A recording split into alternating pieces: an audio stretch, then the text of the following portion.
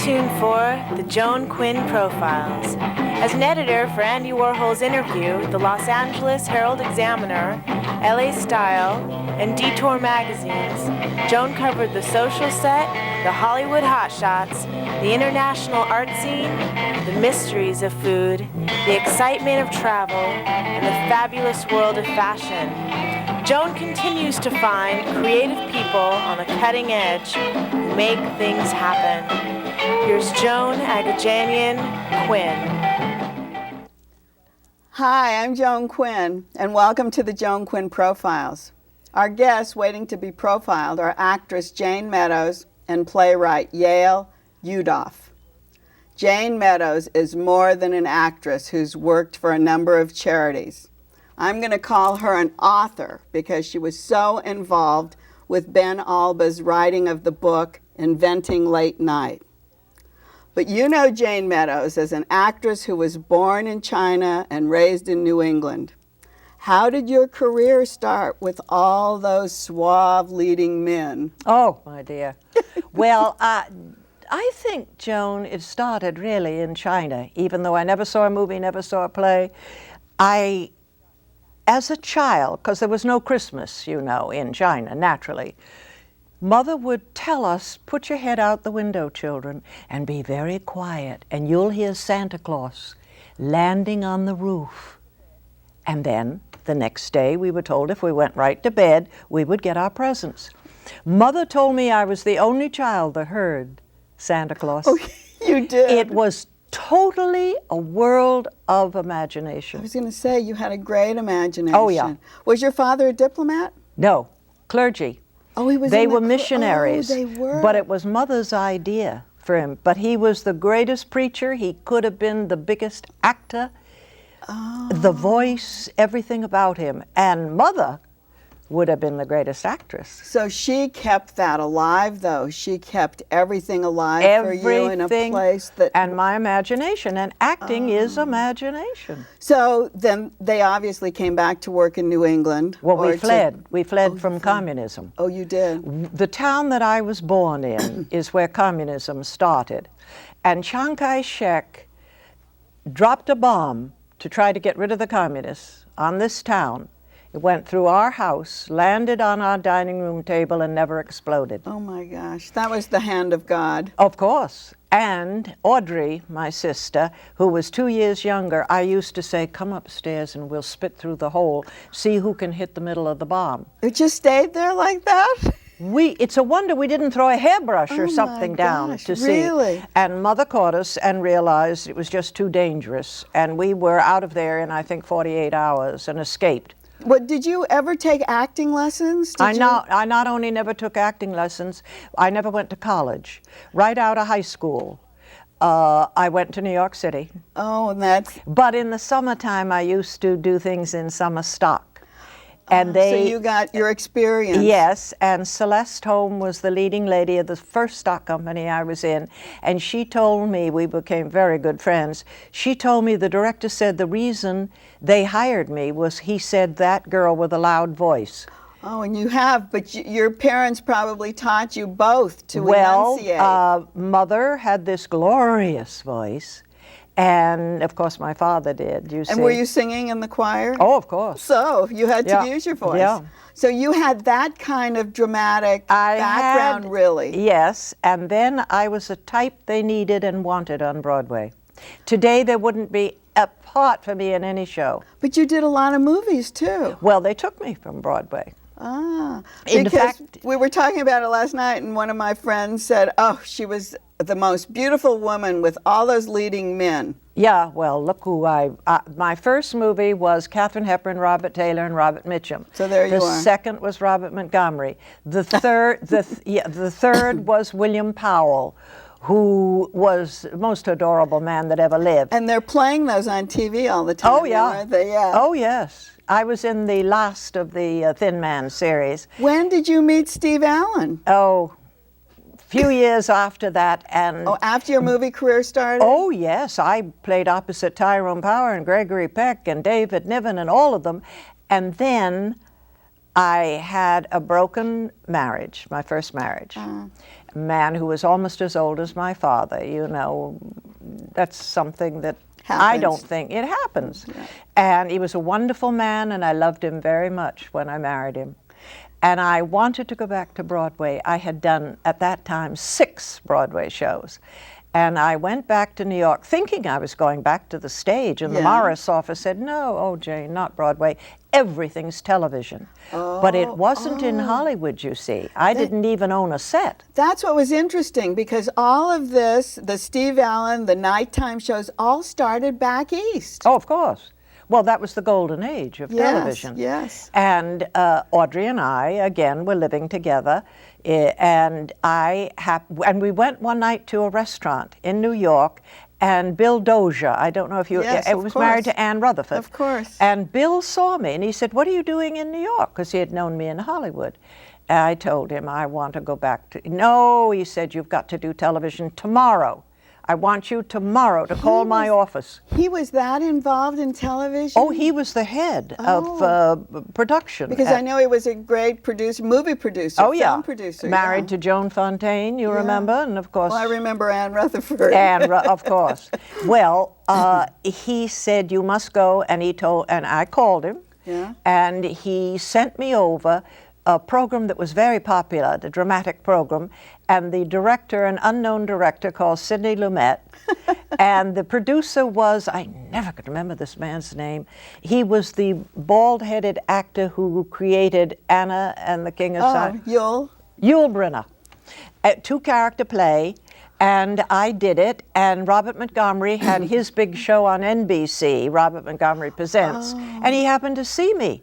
And he called the Morris office, and he hired writers to write the part for me on his show.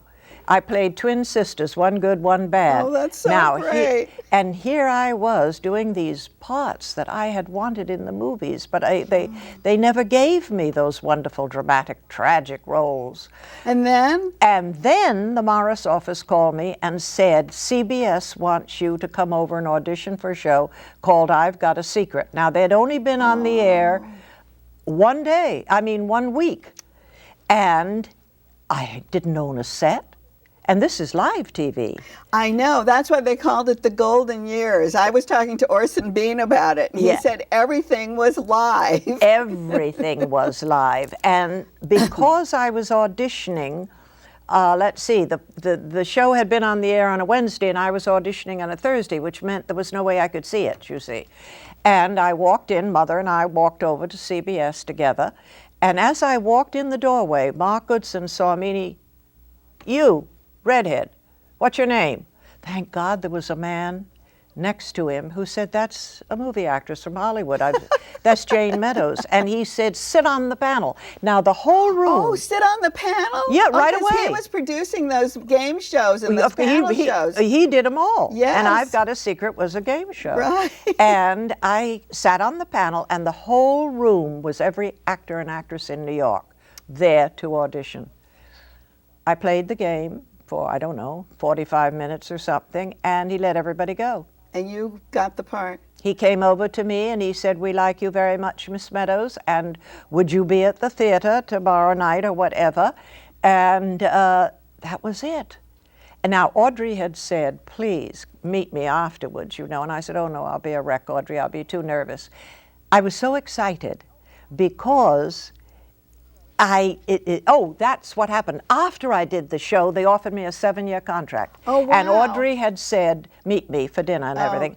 I said, no, I'll be too nervous. Well, I couldn't wait to tell her, we're going to eat for 7 years, dear, don't worry. That's right, we can pay the rent. Pay the rent, yes. And But was Steve Allen there? Now, the table was 2 or 3 couples. I was alone. There was an empty seat next to me.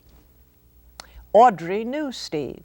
And she knew he was coming, but she never thought, you know, what the future would be. And I was talking to everybody, and I happened to look up when I saw this tall man come through the doorway. Oh, I I bet. have to be careful because I really cry. And I knew, and I said to myself, I had seen him on television. Oh, and you had seen Oh, him, yeah. Oh, he was very big. He was on What's My Line, and they were all very old, you know, but he was young. And I thought, if he's not married, that man is going to be to me. And I knew it. So 2 that's years. how lucky you were? Yeah, that was but great Joan, luck. but Joan, he came in, he was joining them, and there was only one empty seat. He had to sit next to me. Right. He never said one word to me. Oh, dear. Well, did you know he was a genius when you met him? No. Because he was truly a genius. Oh, yeah, I think yeah. that man was like the piano, the ad-libbing, the writing, the acting. Everything. Did you know that the great Noel Coward, at a party at Dorothy Kilgallen's one Christmas, said, I think, yeah, it's in the book, I'm sure, said to me, he did a double take. He was introduced to me, and he said, "Oh, did you say Mrs. Steve Allen?" And I said, "Yes, Sir Noel." And he said, "Oh, dear God, is your husband here tonight?" And I said, "Yes." He said, "Where? I must meet him." I said, "He's right over there talking to the mayor." And he said, "Mrs. Allen, your husband is the most talented man in America." Now, it's interesting that it was Noel Coward who said that, because he wrote theater, movies, he composed songs, Right. books. Everything. And he recognized the genius. When I read Inventing Late Night, which it doesn't say you wrote it, Ben Alba wrote it, but Oh, I darling, think I you're know the I never author. wrote a word of it. I know, but you must No. have fed all these stories to No, him. no. Actually, our son, Steve's and my son, Bill Allen, came home and said to me once, "Mom, do you know Ben Alba?" I said, "No, who is he, dear?" He said, "Dad knew him, and he's been writing. Steve gave him permission to do this book 1 year before Steve died." And we didn't know anything about it.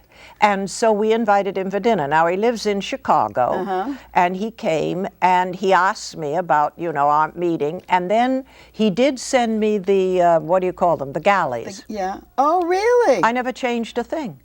Well, it's so interesting because it was 50 years ago Yeah. that he invented The Tonight Show, actually, and everything is revolved.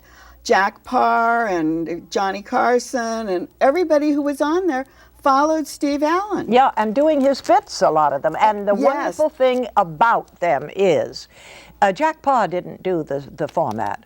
Jack Parr did a charming show, and I watched it and I liked it very much. And of course, Steve only left the show when he went opposite. None of the others ever went into prime time. The thing with Steve, though, is he was a visionary in that he brought Steve and Edie on. Oh, all of them. Andy Skitch- Williams, Andy- every one of the Skitch comedians, Henderson. Skitch Henderson. You can go through the comedians. I mean, He discovered well, I shouldn't say, Steve never used the word discovered. I know he probably didn't like that because he was Presenting. collaborating with them. Yeah, he said presenting. He And broke. He did yeah. the Men on the Street. Oh, and do you know that Jay Leno, the reason I love Jay Leno, I love Mavis. She's a wonderful woman, isn't she? Courageous. She reminds me of my mother. Jay Leno says in the book, everything I do, everything Carson did, everything Jay Leno, Steve did it before us. I know. He was the first. He gives credit where credit is due. Because he's the #1 show. And they do it in different ways. They did it in different ways. Yeah. I think one of the things that Steve did is he broke that color barrier. He brought yes, Steve. jazz on. Oh, yes. He Oh, talked yeah. to politicians. He did the first mental health show. Oh, is that right? Yep. And he also did all those panel shows because he could ad lib so well. Yeah, I guess. they all admit that he was the best. Groucho said, Bob Hope, he was Bob Hope's favorite.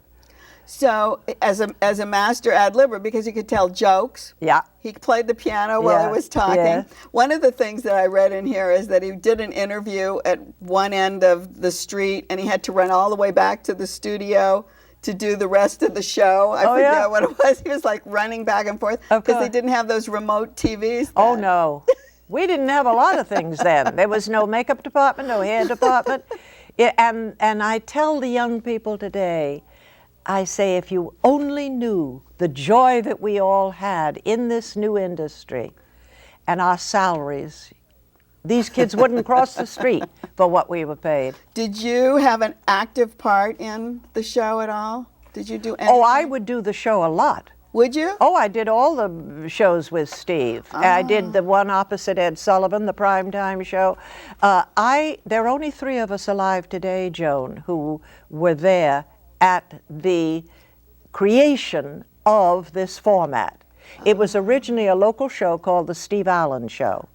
And the president of NBC tuned in one night and he said, this is ridiculous. It's the best thing we have. It must be on the network.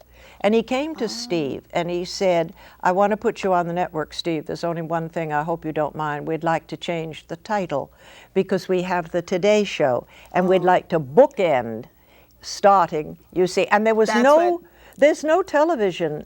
There was in those days, no television. It explains that in the book. Oh, it explains everything. It explains it so well. But the thing in the back, there's pages because he talked to sports figures. He talked to dancers. He had novelty acts on. Politicians. I mean, the Muppets, politicians, composers, everybody. Comedians. And he was able to talk to all of them with grace and ease. Yes, ease. And you know why? He was the man next door, or the one you wished lived next door. He was every man. He was a simple, Irish, poverty-stricken, fatherless boy because his father died when he was a year old. And his mother was a vaudevillian. Milton Berle worked with her in Is that right? Oh, he said she was the funniest woman in vaudeville.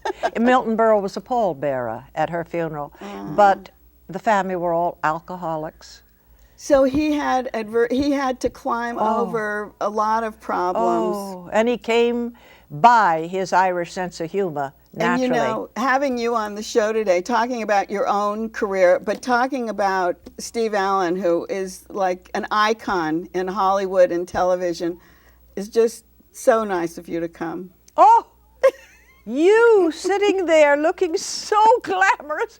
I want your necklace. It's gorgeous. Thank you. You look gorgeous. Thank you. You sweet thing. Oh. I'm sorry I get so emotional You're when I making talk me about. blush. Well, Joan, dear. Thank you. Anytime anybody appreciates my husband, I love them for life. Thank you. He was special. He was. Thank you.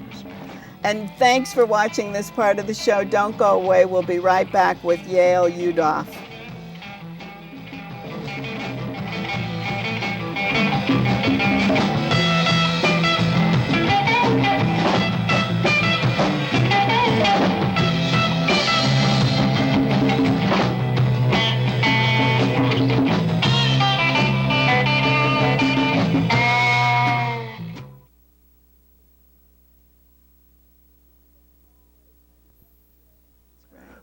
I was afraid to say it was a Jane or the other one died. Yeah. Yeah, hi, I'm Joan Quinn, and welcome back to the Joan Quinn Profiles.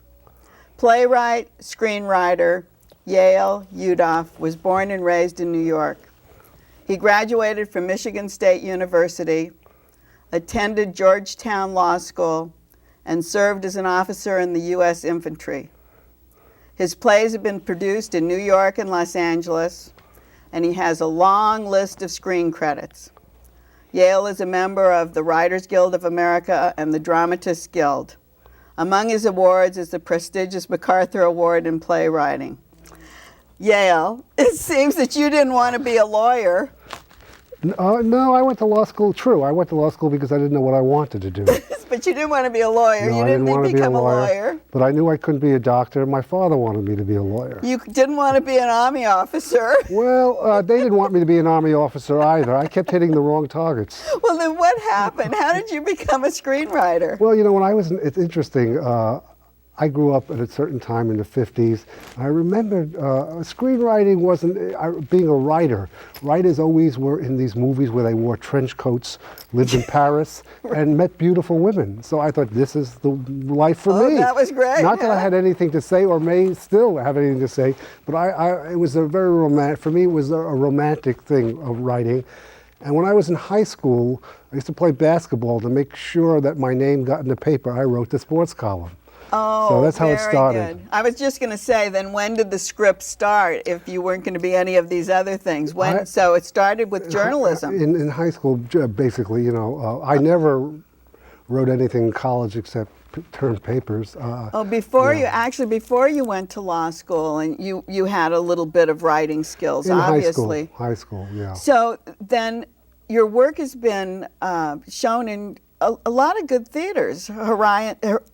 Playwrights Horizon, The Single Rep. What were those plays in New York? Well, Playwrights Horizon did a play I had done originally. Was invited to the Eugene O'Neill, which is very prestigious. Nice thing, yeah. And we did it then in New York. Someone saw it there, and we did it early on in Playwrights Horizon's career. It only ran for, I think they only permitted it for 16 performances. It's called Magritte Skies. And it again had to do with my crazy, I guess, offbeat sense of humor. It was about a man who sleeps in his coffin in his living room, and the coffin sits on a rug, which is life assurance policy, and the rug says he must die at exactly 50.27. I forgot the law to maximize the policy, and it's not a play that's done often. It's got to do with where it comes out of. All writers are influenced. I don't care what you're influenced by many things. It doesn't have to be writing. It could be paint, colors, cooking, music. Yeah, that's right. What is it? Being derivative is another thing. That's not a good thing. But I was not in love with the theater. This is very interesting that I was crazy about movies. As a kid, grew up on movies. But those were American movies, which are wonderful movies. But when I was living in New York, working for ABC, by the way, I worked for ABC in New York as a program executive. I walked in one day to the Beekman Theater, and I saw this film that changed my life. It was called La Ventura by Michelangelo Antonioni. Oh, Antonioni, it was the most, I didn't know what it was about, but I just was floored by it. Because it was an art film, or because it was nothing really was drawn? The beauty of it. The beauty of it, the images. And I was reading a lot of Italian literature at that time, and I thought it was as dense and thick as any of the books I had been reading, and I thought, boy, this is what I want to do. So that got you into writing these kind of weird, bizarre kind of things? Well, no, later on. No, that didn't happen. That happened later on. I moved here. I quit my job at ABC to become a screenwriter, and you can't do those weird kind of bizarre things. No, even back then. And you did do a lot of movies. Well, and Bad TV. Timing I did, which is a lot of. I wrote Bad Timing for Nick Rogue, and it was produced by J. Arthur Rank. And they chose not to distribute it, saying it was a sick film made by sick people for sick people. But you know, Nick Rogue had that edge. Yeah. And so he probably understood what you were doing. One of the sickies, and you were one of the sickies.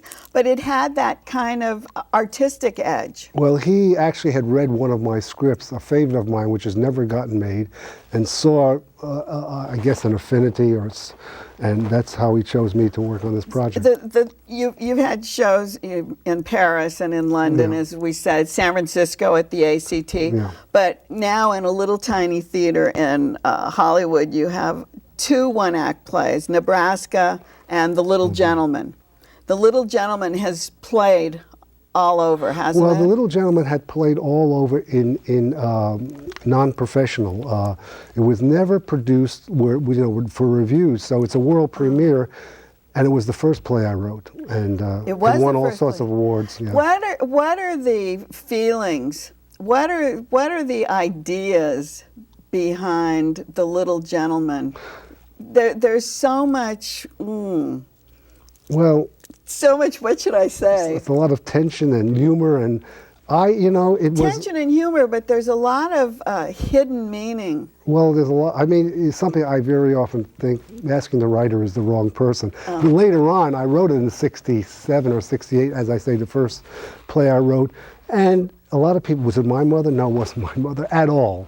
The mother, no, my mother was told. My father I had problems with, but not my mother. I see. And I just saw a lot of stuff about people, cultural, socialized children, and always saying, "Well, that's your aunt," and it's not your aunt. It's the woman next door. And the kid says that. He gets confused. Right. Yeah. It's about how children get confused, and it's about how one generation. Now I can say this. I didn't know that one generation, gets even with another generation, and then messes up the generation it's brought into life. I did. I saw that. Yeah. I saw that in the art and what was happening. But also, and we don't have very much time left, but Nebraska, which is a way to solve the Middle Eastern problems. I got my idea for that actually during the first Bush administration, not this one, and it's proved to be new. True. And I just felt, solve all that was oil again, solve the problems by giving the Jews Nebraska. Israelites. Give Israel a lesson. But it's funny because David Mamet had in his play a way to solve the problems in the Middle East too, bringing a chiropractor in and getting everybody's back straightened out. I didn't see it. I haven't seen it. And having, it's interesting how I was talking about it at a KCET dinner, and some woman at the table said, no, it has to be Arizona because it's just like Israel, the terrain. Well, everyone wants to rewrite you. Is that what it is? So do you have any